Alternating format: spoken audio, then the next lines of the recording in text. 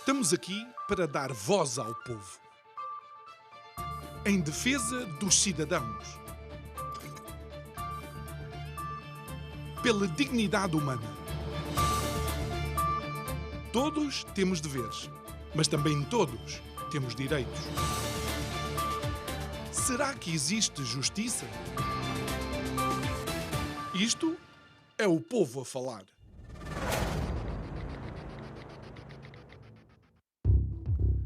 Se a saúde económica de Portugal já era um desafio, a pandemia apenas veio colocar a fasquia bem mais alta do que estava anteriormente, sendo que não podemos ser inocentes. Temos que realmente entender que algumas decisões políticas vieram, em determinados setores, cavar buracos tão fundos que alguns agentes económicos ou algumas áreas tão depressa não irão recuperar. Boa noite, o meu nome é João Nuno Pinto e isto é o Povo a Falar. Estou consigo de segunda a sexta-feira, neste mesmo horário aqui na Curiacos TV, e este é o mês de O Silêncio Fala. E silêncio porquê? Porque pode ser um silêncio conivente, um silêncio cúmplice, ou também pode ser um silêncio daqueles que têm receio ou não sabem como reivindicar medidas que possam ajudar todos nós. Mas como já viu, hoje estamos a falar da parte e da vertente económica. E é verdade, o confinamento na economia já começou há mais de 20 anos. Mas voltemos àquilo que poderá ser feito. Esta pode efetivamente ser a derradeira oportunidade para que economicamente Portugal possa começar a subir no ranking. Volto a recordar, países que entraram há pouco mais de 10 anos na Comunidade Europeia, na União Europeia, já nos estão a ultrapassar, nomeadamente no rendimento per capita em relação ao PIB. Esta pode, de facto, ser a derradeira oportunidade para Portugal, desde que os investimentos sejam feitos de uma forma criteriosa, desde que este dinheiro que vem da União Europeia, a famosa bazuca, seja de facto utilizada de uma forma a manter e criar estruturas que Portugal tanto necessita. Investir, tal como eu dizia, em áreas prioritárias, que exista rigor orçamental e que as famosas derrapagens, bem, parece o rally vinho do Porto de Portugal, de uma vez por todas terminem. Sabe porquê? Porque o futuro e a saúde económica de Portugal depende das medidas que forem tomadas agora. Porque uma pessoa que não sabe usar dinheiro, nós colocamos-lhe dinheiro na mão. Vamos multiplicar a falta de sabedoria que essa pessoa tem em usar o dinheiro. Digo eu, que não percebo nada disto.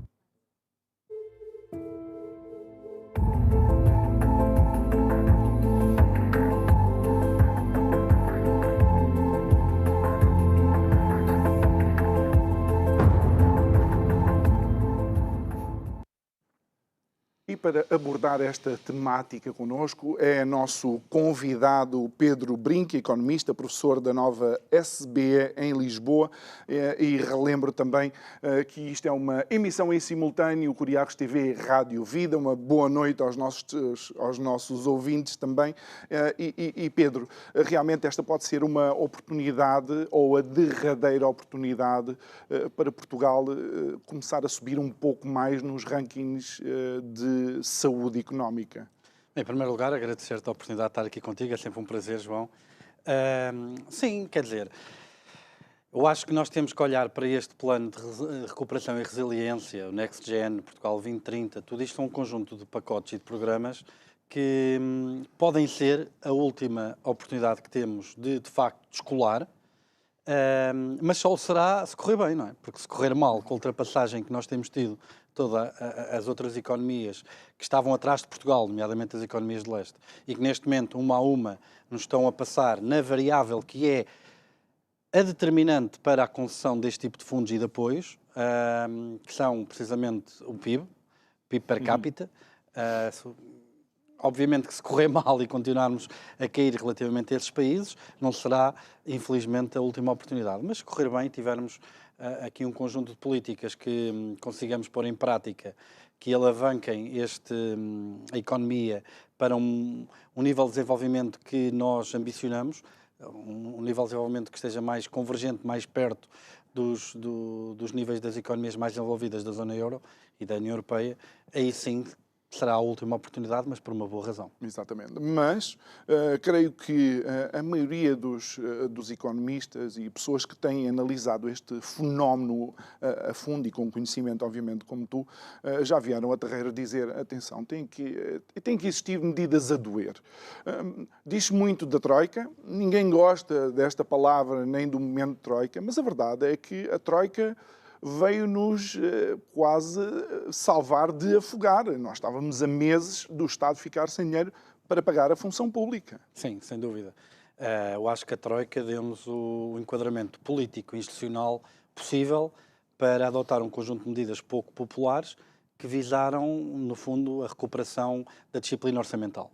Veja-se que, desde o 25 de Abril até 2019, nunca tínhamos tido um excedente do Orçamento de Estado. Ou seja, não houve um único ano em que o Estado tenha gasto menos que aquilo que conseguiu gerar em termos de receita fiscal. A primeira vez que isso aconteceu foi em 2019. Nesse aspecto, o pôr a disciplina fiscal como um objetivo político prioritário, nesse sentido, eu acho que a intervenção da Troika acabou por ter esse mérito, não é? Obviamente que muitas dessas medidas doeram, porque, como é óbvio, os déficits viciam. É muito fácil criar despesa, é muito difícil fazê-la desaparecer depois. Muitas das despesas que tipicamente são tidas como isto é temporário, depois ganham tração e é muito difícil eliminá-las. E pelo lado da receita é um bocadinho ao contrário, porque a receita depende muito do nível da atividade económica. Se a economia afunda, a receita fiscal afunda também, e depois isso, obviamente, acaba por ser um grandíssimo problema para a execução orçamental. Claro.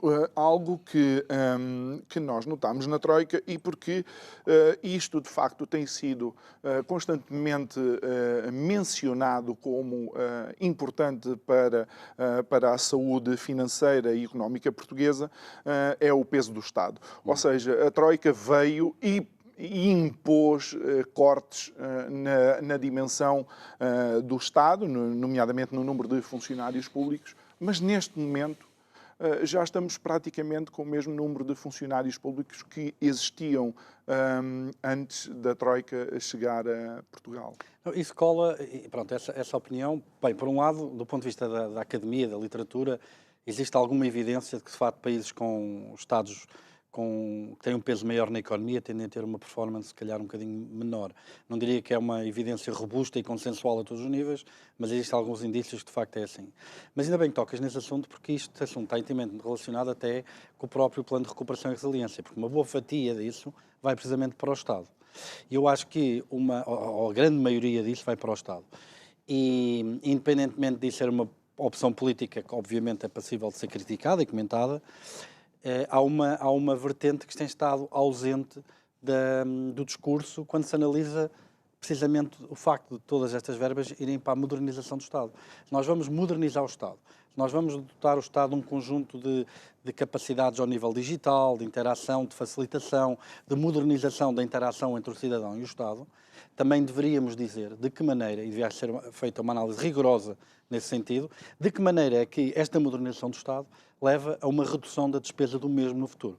Se nós agora conseguimos automatizar e digitalizar um conjunto de procedimentos, aligeirando, por um lado, para o cidadão todo o encargo em termos de tempo e de burocracias e de morosidade de lidar na sua relação com o Estado, também é verdade, ao mesmo tempo, que isso deveria representar uma diminuição do número de pessoas, porque obviamente o trabalho é automatizado e digitalizado, no número de pessoas e, consequentemente, de custos que o Estado precisa para manter o mesmo nível de serviço. E porque até pode ser acompanhado por um aumento de produtividade, porque uma das coisas que a digitalização normalmente traz é este choque frontal com uma coisa quase endémica que existe em Portugal, que é a baixa produtividade. Sim, isso levaria-nos a outra discussão Claro. ainda mais, mas, por exemplo, um dos virtuosismos, se quisermos ver o copo meio cheio, nessa decisão política de apostar muito na modernização do sistema público, tem precisamente a ver com o facto de que, se nós conseguirmos aumentar a produtividade do Estado através da adoção dessas tecnologias, como tu bem disseste,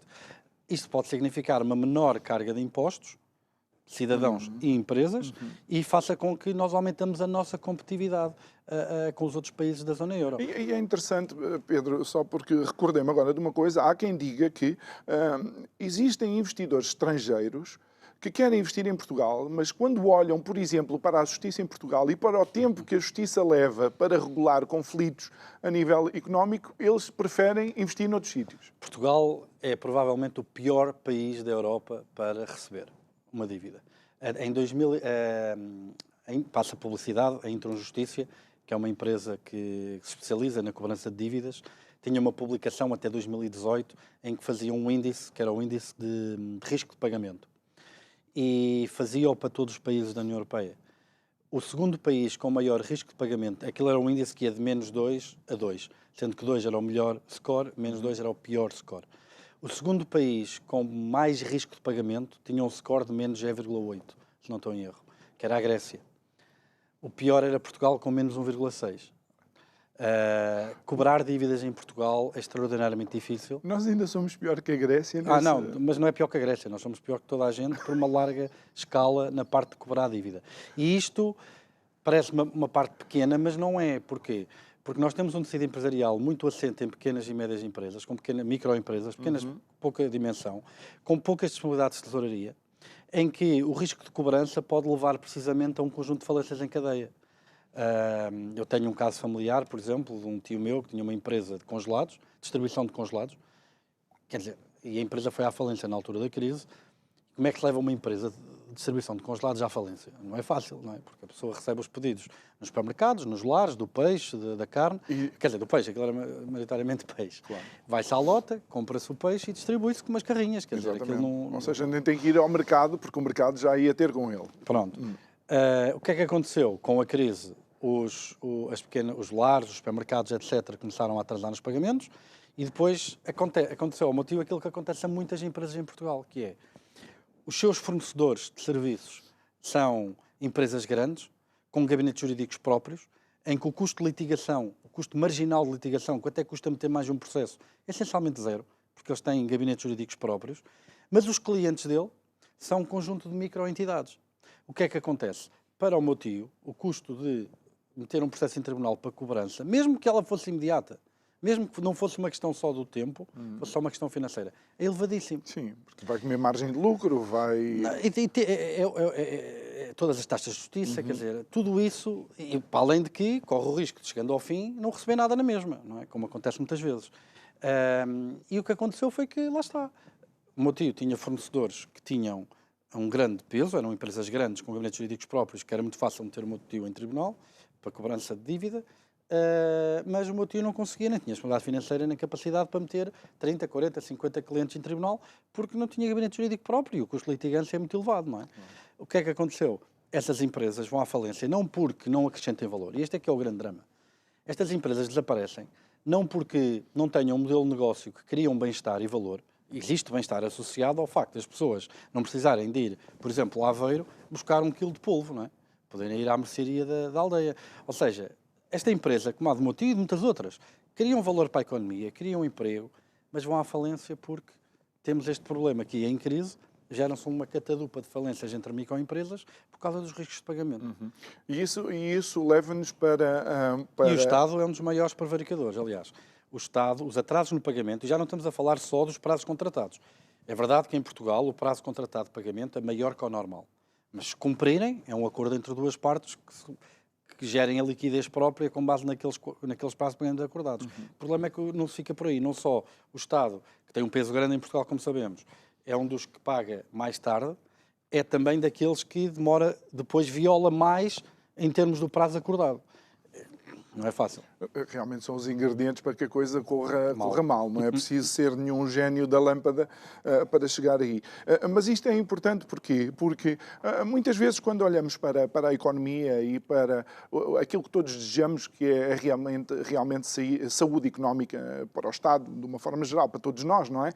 Nunca pensamos num setor como a justiça e na importância que a agilidade desse setor pode ter para que, de facto, a economia tenha uma velocidade de cruzeiro e que o crescimento possa pequeno ou maior, ser um crescimento sustentável. Sim, pronto, eu não sou jurista, a minha área não é essa, mas existe um certo padrão que nos países mais de direito romano, de inspiração de direita romana versus anglo-saxónica, tem um conjunto de procedimentos, esta é a minha impressão, como cidadão, não como académico, porque eu sou economista, não é?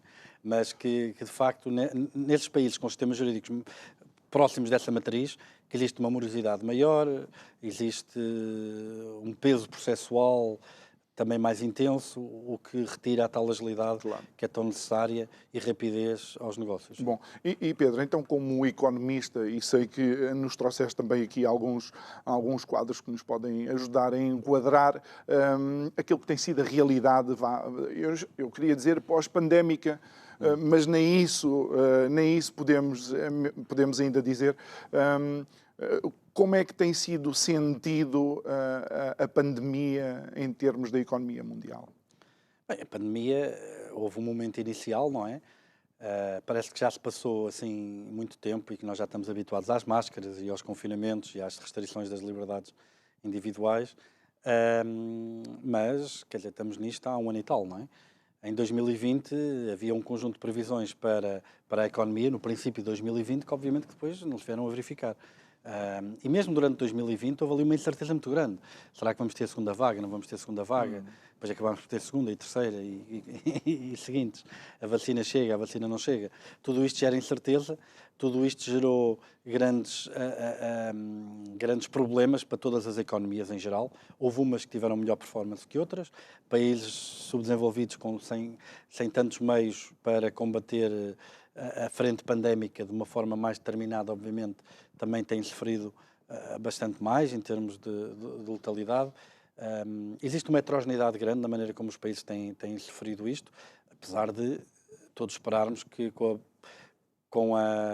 os avanços do programa de vacinação que possamos voltar a um normal, que não será exatamente o mesmo, mas será muito mais próximo de 2019 com o que temos agora. E como é que Portugal tem estado a nível do ranking europeu e internacional nesses indicadores? Bem, na parte pandémica, não é propriamente a parte que eu domino mais, mas na parte económica, Portugal teve um plano claramente distinto de outros países da zona euro relativamente à abordagem para combater a pandemia na perspectiva das políticas económicas.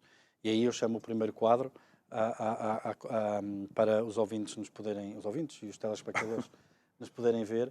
Aquilo que este quadro mostra é, por um lado, nós temos os países, a lista de países, as fotografias dizem respeito aos autores deste estudo, é um estudo da Bruegel, e o que este quadro mostra é os apoios que os Estados deram às economias divididos em 3 categorias.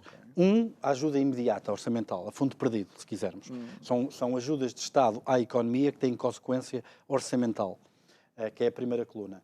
A segunda e a terceira têm essencialmente a ver com diferimentos de pagamentos. São programas que o Estado lançou, que podem ter algum impacto orçamental, mas que não é esse o objetivo, em que são desenhadas para dar liquidez. Estamos a falar das moratórias de crédito, estamos a falar das moratórias fiscais, estamos a falar... Não, era ainda o primeiro quadro. Primeiro. A segunda questão, não era ainda o segundo quadro, exatamente. Sim. A segunda e a terceira coluna dizem essencialmente respeito realmente a isso. A diferimentos de pagamentos, ok? Linhas de crédito, moratórias, tudo isso. E já se vê ali uns números interessantes com Portugal, não é? Pronto. E a primeira coisa que salta aqui à vista é que Portugal teve um modelo em que apoiou a economia de uma forma muito menos determinada do que a maior parte dos outros países em termos de ajudas diretas. Teve um modelo que assenta muito mais em concessão de liquidez, ok? As linhas de crédito, as moratórias, etc., do que em ajudas diretas. Sim, isto se renovaram agora até dezembro. Como seria de esperar, porque... Claro. Pronto. O que é que isto significa? Isto significa que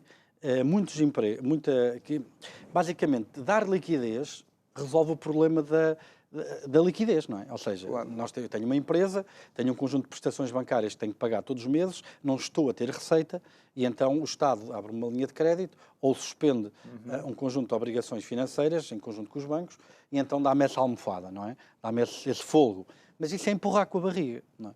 É empurrar Mas com a barriga. nota-se aqui umas diferenças bastante Pois. objetivas que acabam por ser preocupantes quase. Se nós olharmos para a Alemanha, quer dizer, o conjunto da ajuda... Bem, primeiro, a ajuda orçamental imediata até está mais elevada do que aqueles 8,3%, já passa aos 9, acho que chegou aos 9 e qualquer coisa em 2020.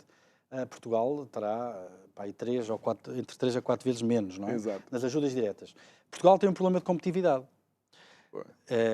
A Alemanha e outros países aproveitaram a proibição das suspensões de ajuda de Estado, ok? Porque são proibidas pelos tratados europeus, sim. mas foram suspensos por causa dos estados de emergência.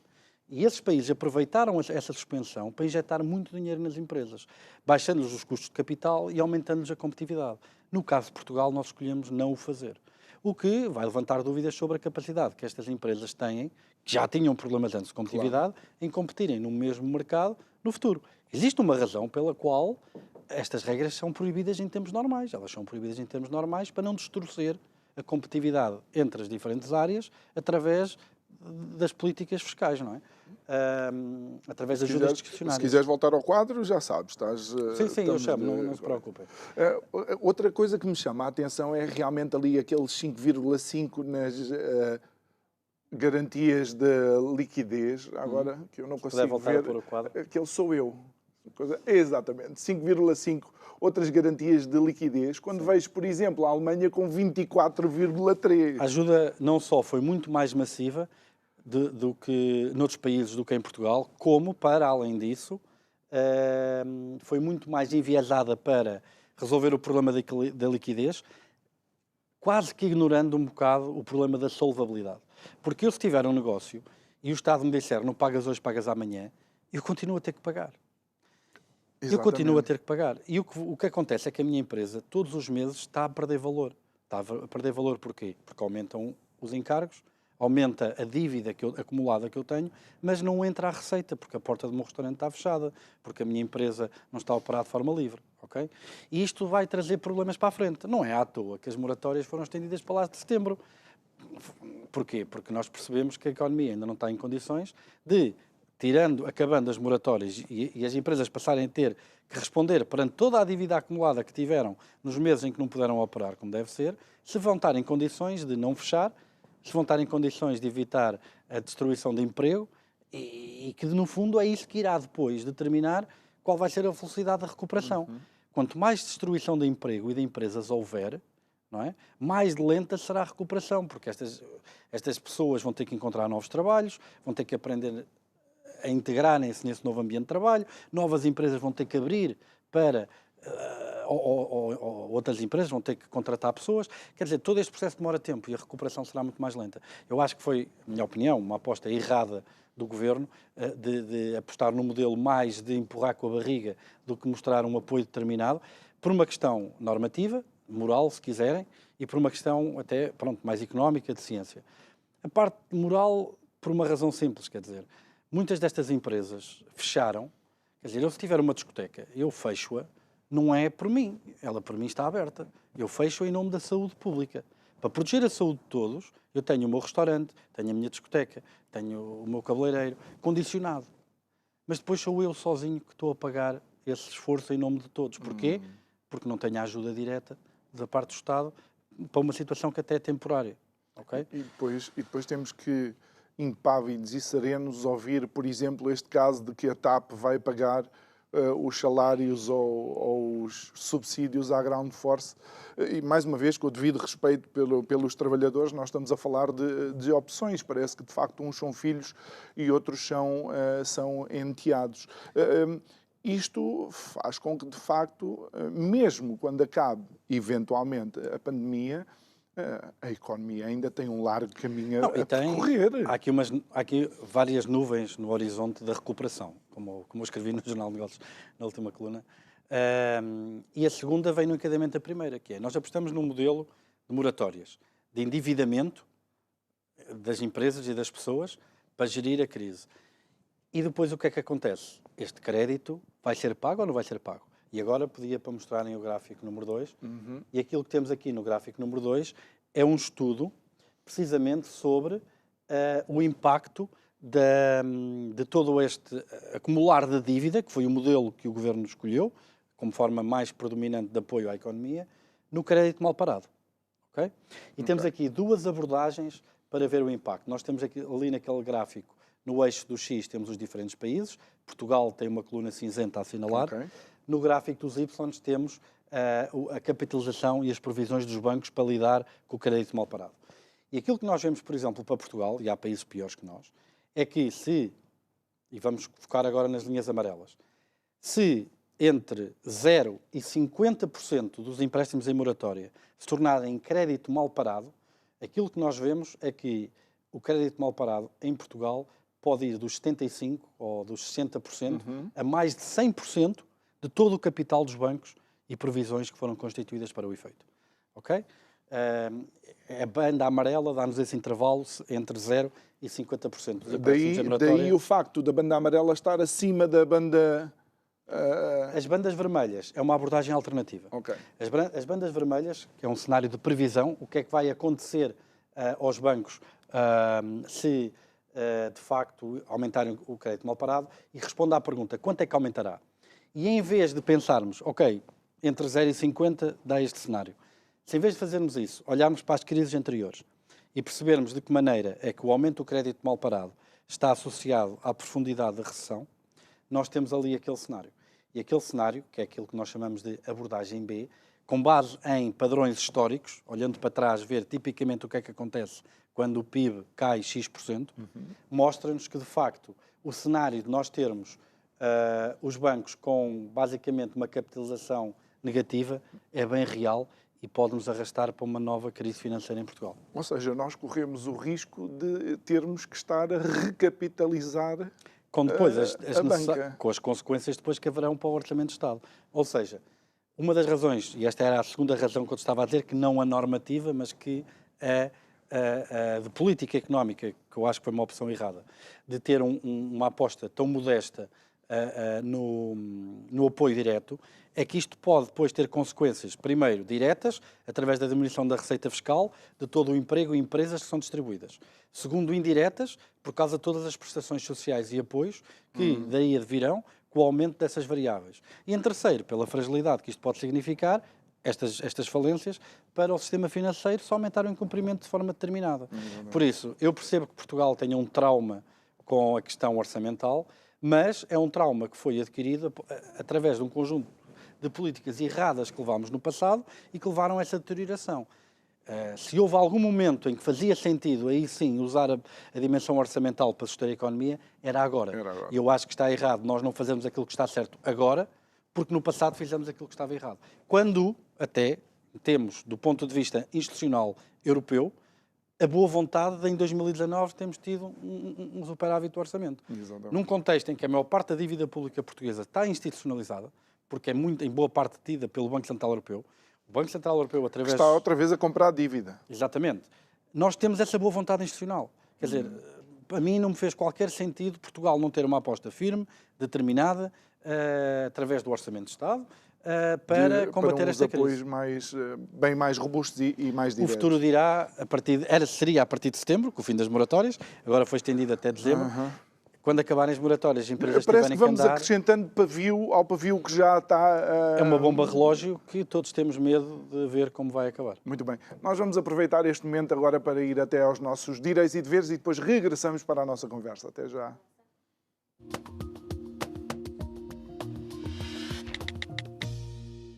Sabia que você tem direito à sua privacidade nas redes sociais?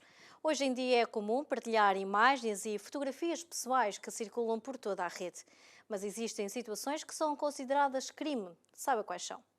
Se estiver num convívio de amigos, pode concordar em ser fotografado. Mas o problema está em não autorizar a sua divulgação.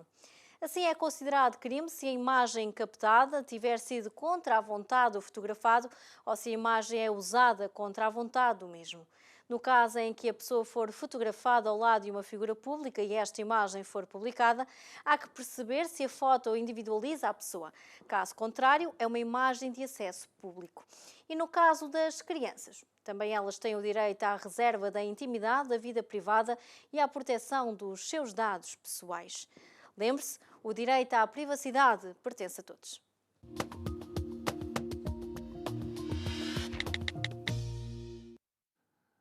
Estamos de volta então à nossa conversa. Falamos economia, medidas para salvaguardar ou, neste caso, realmente reativar a nossa economia com o Dr. Pedro Brinca, economista e professor da Nova SBE em Lisboa.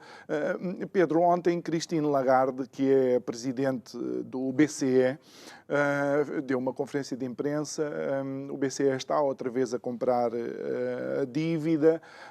Parece que as taxas de juros também ou estão baixas ou ainda vão baixar os 2%.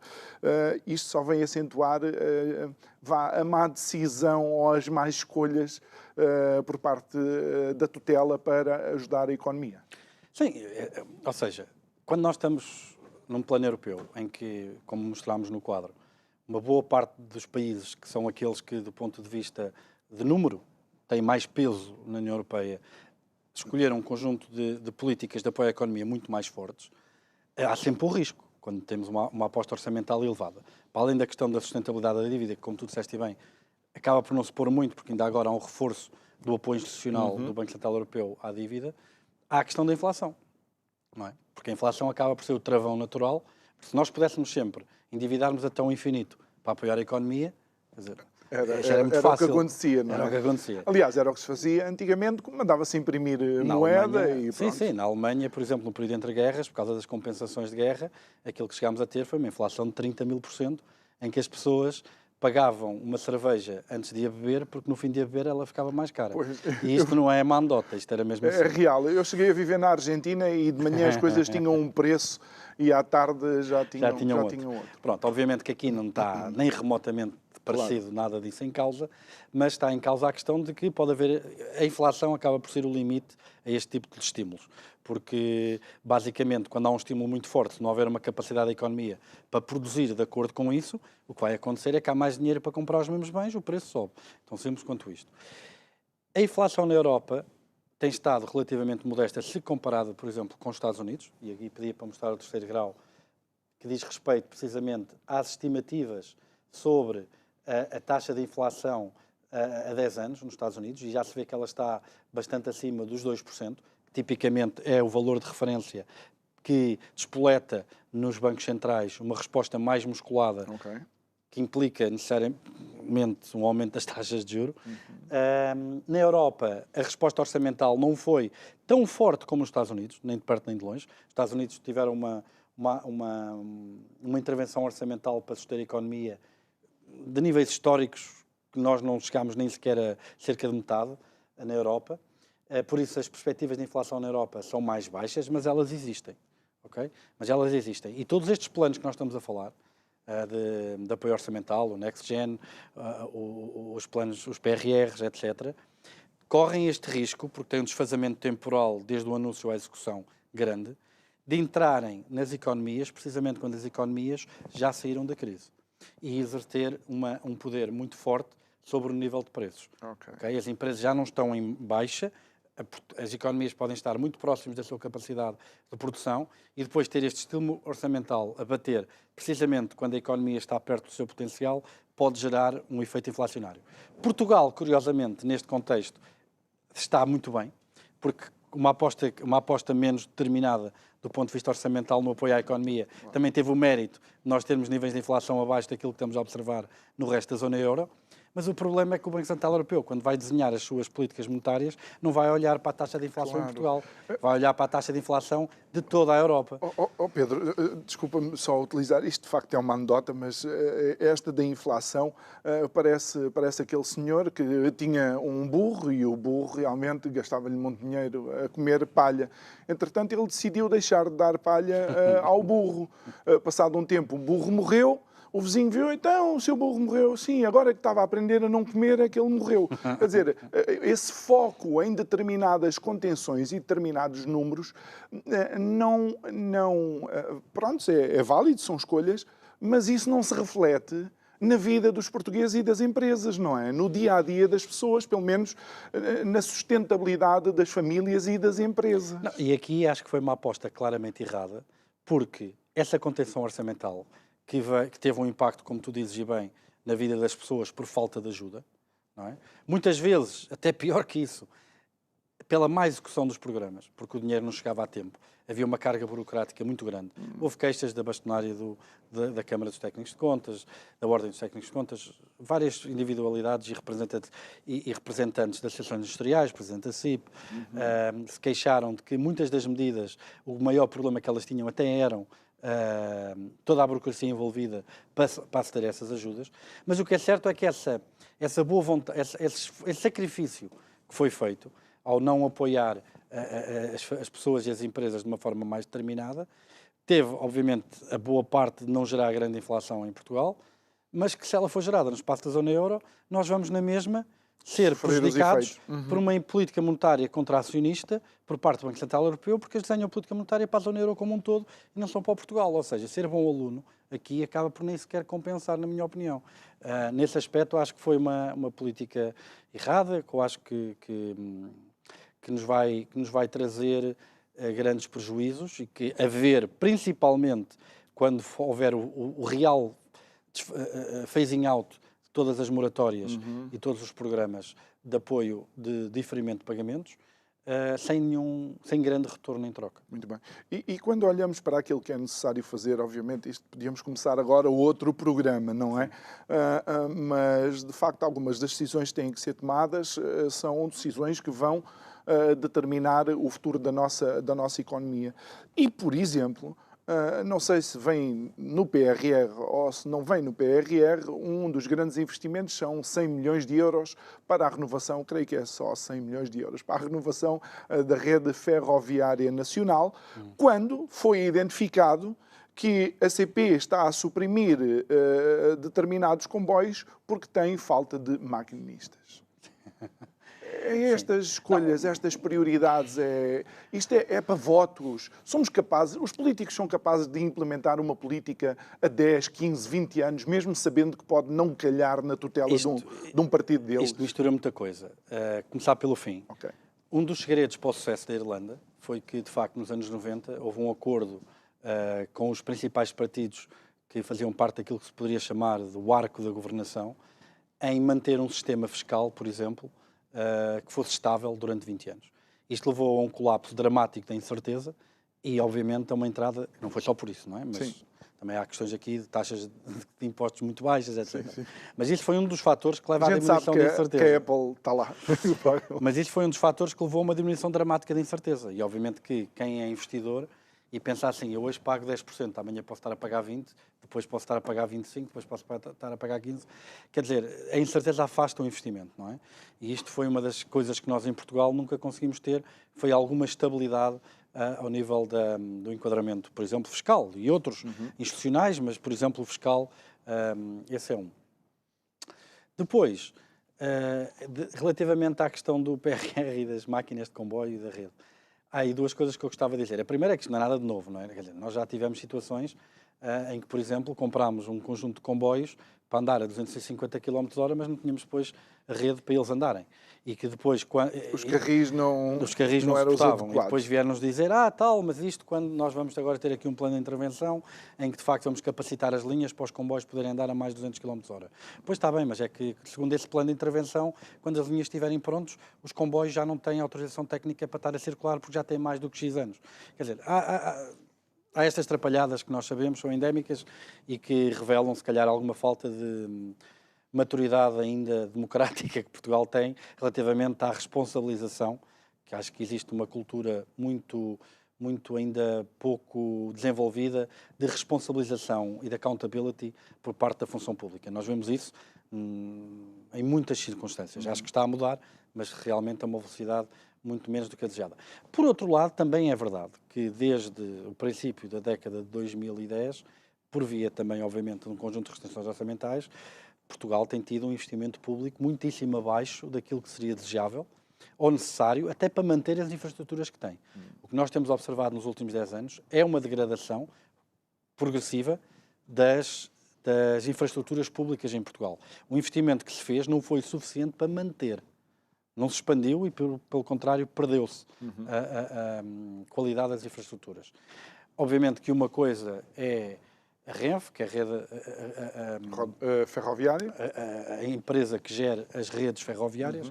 Outra coisa será a ACP, que é a empresa que explora os comboios e o transporte de passageiros e mercadorias. Mas quer dizer, isso é mais uma empresa pública ou com um forte peso da influência da administração pública, que tem um conjunto de decisões de gestão que são difíceis de racionalizar. Sim, mas... e depois olhamos, por exemplo, para este caso da TAP, mais uma vez, em que a TAP já era uma empresa privada, voltou a ser nacionalizada e agora... É porque, Pedro, pode ser impressão minha, mas eu acho que é o nosso dinheiro, o dinheiro dos nossos impostos, que vai pagar a uma empresa privada, neste caso a Ground Force, que nós não sabemos se está a ser bem ou mal gerida, mas aquilo que sabemos é que os impostos dos portugueses vão pagar esses vencimentos em atraso ou subsídios em atraso. Há aí uma dimensão política, pronto, que é o que é, as pessoas votaram nas pessoas que fazem essas escolhas, há uma dimensão política aí que é difícil de criticar, no sentido político do termo, no sentido que o governo está legitimamente eleito, se acha que Portugal deve ter uma companhia aérea em que o Estado tenha um controle forte, é uma opção política. Mas, independentemente dessa opção política, eu acho que isso encerra em si, essa noção, encerra em si um problema de risco moral, que é esse tipo de empresas saberem que, se gerirem mal, não vão ter problemas, porque depois é o dinheiro do contribuinte que entra. Porque ainda há pouco disseste, havia discotecas, bares, restaurantes, cabeleireiros que estiveram fechados por causa da saúde pública e eu não creio que tenham recebido alguma carta do Pedro Nuno Santos a dizer, olha, vou-te mandar 10 mil euros. Só 10 mil euros. Que se calhar seria realmente boias de salvação para algumas famílias. Em alguns setores, o Estado teve alguns programas nesse sentido. Por exemplo, no turismo, que é o setor mais frágil de todos, porque se nós pensarmos, o setor do turismo tipicamente tem uma alavancagem elevadíssima, o nível de endividamento inicial para operar é o mais elevado de todos os setores da economia, porque eles têm um investimento à cabeça muito grande em equipamentos e infraestruturas, que depois é capitalizado através das dormidas e das visitas, não é? Por isso, todos os meses têm ali um encargo de capital enormíssimo. A falta de ajudas diretas significa que cortámos a receita a estes hotéis, a estes restaurantes, etc., mas que depois, todos os meses, eles estão ali a acumular uma data de capital em dívida, não é? Que, pelo modelo de apoio à economia deste governo, significa que vão ter que o pagar todo assim que as moratórias diminuírem, o que leva a uma destruição de valor absurda, não é? Por isso, sim, eu percebo que haja muitas pessoas que tenham algum sentimento até de revolta ao verem uma situação como a TAP a ser sujeita às opções políticas que têm sido sujeitas, enquanto que, de facto, todo esse resto da economia tem uma falta de apoio comparativamente com outros países. Nós, inclusive, temos conhecimento de casos de restaurantes que fizeram um investimento considerável na reestruturação das suas salas, que colocaram os tais painéis acrílicos, tudo para, pura e simplesmente, continuarem fechados, quem diz fechados, e outros que agora eles próprios, com uma postura diferenciada, não é? Disseram, não, eu prefiro fechar para férias do que estar a ser eu a escolher quem são os meus clientes que entram e que não podem entrar. Ou seja, porque estamos a falar de confiança, imagino que é um empresário dizer, não, eu recuso-me a escolher clientes. Pois, não é fácil. Não é fácil e eu acho que a grande tragédia no meio disto tudo é que mesmo aqueles que investiram tudo isso e mesmo continuando a poder operar, o que é certo é que eles fizeram-no para proteger a saúde de todos. E obviamente são eles a pagar a fatura. Muito bem. Que passos é que têm que ser dados? Do teu ponto de vista, o que é que seria necessário para realmente, e obviamente dentro deste cenário é muito difícil começar a mover a roda, não é? Mas que primeiros passos é que deveriam ser dados, que é para começar a sentir que este comboio começa a sair da estação? Bem, em primeiro lugar, eu acho que ainda vamos a tempo de termos uma aposta mais determinada no apoio a um conjunto de negócios, de empresas que têm um bom produto, que criam valor, que têm um histórico até de boa performance, mas que apenas por uma questão conjuntural, que é esta questão da pandemia, não estão em riscos de fechar. E esse é o maior drama da economia, de qualquer economia, que é boas ideias, bons negócios fecharem por questões conjunturais, não é? Alimenta desemprego, alimenta prestações sociais, quer dizer, tem consequências orçamentais, já para não falar na vida das pessoas que está em causa e que muitas vezes essa desgraça não se mede só em euros, não é? Por isso, essa primeira eu acho que ainda vamos a tempo, não é? A segunda coisa, eu acho que não é uma questão da pandemia propriamente dita, mas é uma questão que tem a ver já com um problema mais estrutural da economia portuguesa. Portugal, nos últimos 20 anos, perdeu muita competitividade fiscal. Nós, há 20 anos atrás, tínhamos encargos fiscais pela atividade económica comparativamente baixos, relativamente à Inglaterra, à Alemanha, a outros países. Nestes últimos 20 e tal anos, houve uma diminuição dessa carga fiscal pelos outros países e nós mantivemos a mesma carga fiscal, o que significa que perdemos uma competitividade muito grande. Isto é um problema a vários níveis. É um problema para atrair talento. Nós só temos a imigração como solução para o sistema de segurança social, porque com a tendência demográfica que temos em Portugal, nós não vamos conseguir manter a sustentabilidade do Estado Social só com políticas de fertilidade ou de apoio à natalidade. Primeiro porque essas políticas no curto prazo tornam o problema pior, não melhor. Porque, obviamente, as crianças, quando nascem, têm escola, têm um maior peso do Sistema Nacional de Saúde, etc. E segundo, até chegarem a ser contribuintes, vá. E segundo, porque nós não conseguimos ainda ter a tecnologia para fazer nascer cidadãos já com o curso tirado e a criar valor, não é? E receita fiscal. Por isso, a Suécia teve esse mesmo desafio nos anos 90. Era o caso que nós na escola aprendíamos como exemplo do envelhecimento das populações, e eles tiveram esta escolha: ou aumentam impostos e cortam benefícios, ou abrem os portões. E abriram os portões. E no fundo tens ali um conjunto de imigrantes que são eles que estão a sustentar o Estado sueco.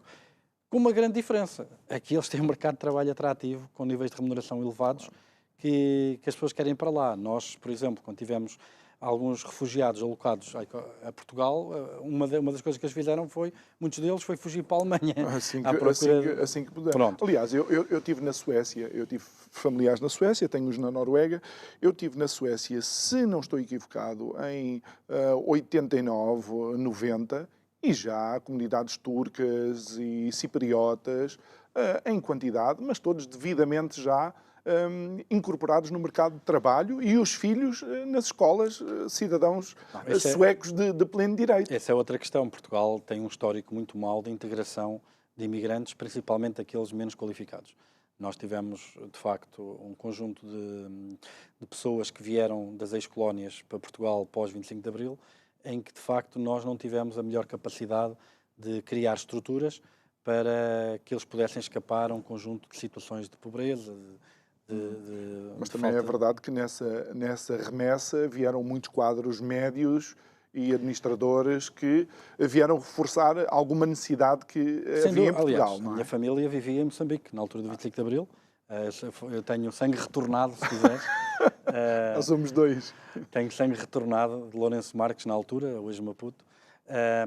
E sim, obviamente que foi uma experiência a larga escala de imigração massiva que veio para Portugal. Há aí muita questão política, acima até da económica, como é óbvio, que imperou nessa altura, mas o que eu destaco é a incapacidade que nós tivemos para aquelas pessoas que precisavam dessas políticas de apoio, de termos políticas de apoio à integração muito mais eficazes. E nós não conseguimos evitar criar alguns guetos, como nós sabemos, por exemplo, que existem na Margem Sul, onde uma criança que nasce nesse conjunto, nesse meio, por exemplo, terá muito menos oportunidades para o resto da vida de se tornar, de subir na escala social, do que uma pessoa que, por exemplo, nasce na Margem Norte, claro. Onde esses guetos não são tão proliferantes. E acho que isso foi uma falha que nós tivemos e que... Temos que repensar as nossas políticas para ver se lá chegamos. E uma última questão, estamos nos últimos 30 segundos, é mesmo de sim ou não. É possível um Estado social ter sustentabilidade tendo um Estado tão grande? Ok, fica assim. Pedro Briga, muito obrigado pela sua participação. Muito obrigado a si também que nos acompanhou nesta sexta-feira que finaliza a semana. Já sabe, estamos de volta na segunda-feira aqui na Curiacos TV e também na Rádio Vida. Resta-me desejar-lhe um bom fim de semana e dizer que conto consigo segunda-feira. Boa noite, muito obrigado.